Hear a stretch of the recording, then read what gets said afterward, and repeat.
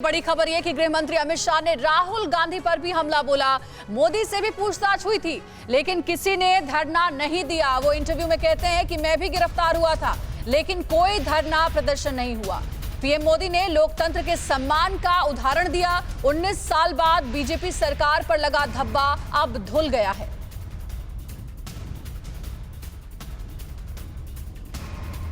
तो अमित शाह का ये इंटरव्यू, पूरा इंटरव्यू TV9 भारतवर्ष पर आपने देखा। उन्होंने कहा कि गुजरात दंगे को लेकर के लगातार उनसे पूछताछ हुई। प्रधानमंत्री नरेंद्र मोदी से भी पूछताछ हुई थी, तो जो कि तत्कालीन मुख्यमंत्री थे, लेकिन किसी तरीके का कोई धरना प्रदर्शन नहीं हुआ था। लेकिन आज जब राहुल गांधी से ईडी पूछताछ करती है तो कांग्रेस जगह जगह बवाल करती है, धरना प्रदर्शन होता है।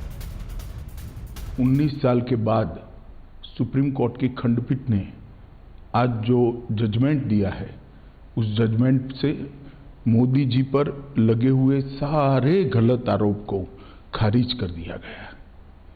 और ये भी कहा गया है कि कुछ लोगों ने उस आरोपों को पॉलिटिकली मोटिवेटेड तरीके से लगाया था। To keep the pot boiling कहा। हाँ, वेस्टेड इंटरेस्ट था। कौन थे वो आपके हिसाब से? नाम मैं बताता हूं बाद में।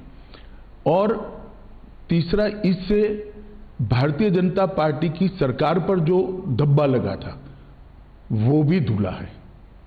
और मोदी जी जैसे वैश्विक नेता पर जो गलत आरोप लगाए थे, मैं मानता हूं कि लोकतंत्र के अंदर मोदी जी ने संविधान का सम्मान कैसे हो सकता है, इसका एक आदर्श उदाहरण सभी राजनीति में काम करने वाले लोगों के सामने करा। मोदी जी की भी पूछताछ हुई थी, किसी ने धरना प्रदर्शन नहीं करा था।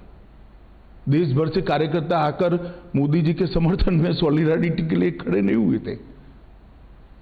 हम कानून को कोऑपरेट किए थे। मेरी भी अरेस्ट हुई थी, कोई धरना प्रदर्शन नहीं करे थे। और जब सत्य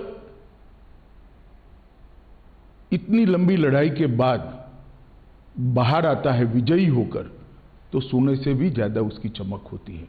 और मुझे बहुत अच्छा लग रहा है कि आज जिन लोगों ने भी मोदी जी पर आरोप लगाए थे, अगर उनकी अंतरात्मा है तो उन्होंने मोदी जी की और भारतीय जनता पार्टी की क्षमा मांगनी चाहिए। तो अमित शाह ने एक एक करके कई सारे सवालों के जवाब दिए। और देखिए, 2002 के बाद यह पहली बार है जब इस विषय पर खुलकर अमित शाह ने इन सारे सवालों का सामना किया, उनका जवाब भी दिया। हमारे साथ इस वक्त हमारे कुछ खास मेहमान जुड़े हुए हैं। शहजाद पूनावाला, बीजेपी प्रवक्ता हमारे साथ इस वक्त जुड़े हुए। विवेक श्रीवास्तव, नेता CPI हमारे साथ जुड़े हुए। और अनुपम मिश्रा, वरिष्ठ वकील भी हमारे साथ जुड़े हुए। पहला सवाल शहजाद आप ही से, लंबे समय बाद चुप्पी टूटी है, लेकिन यह तब टूटी है जब न्यायालय की तरफ से एक आदेश आया है और फिर शायद हर सवाल का जवाब अमित शाह ने देने की कोशिश की है। कैसे देखते हैं आप इसे? सत्यमेव जयते। देखिए, सत्य को परेशान किया जा सकता है, परंतु पराजित नहीं किया जा सकता।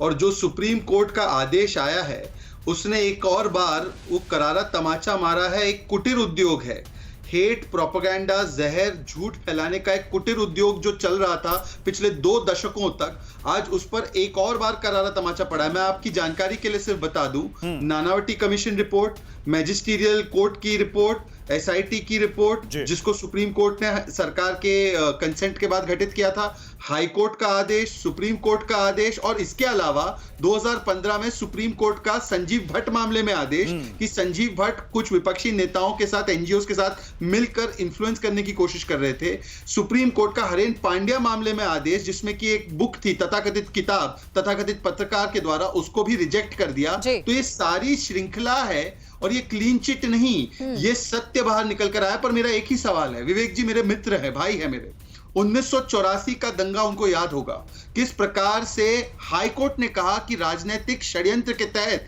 ये दंगे करवाए गए और फिर राजनीतिक शरण दिया गया सज्जन कुमार जैसे लोगों को। आज वो लोग एक कुटीर उद्योग बनाकर गुजरात के लोगों को बदनाम करने के लिए, भारतीयों को बदनाम करने के लिए, हिंदुओं को बदनाम करने के लिए, जो 20 वर्ष के तक इन्होंने एक साजिशों का जाल बुना था, आज वो उसका पर्दाफाश हुआ है। क्या उनको माफी नहीं मांगनी चाहिए?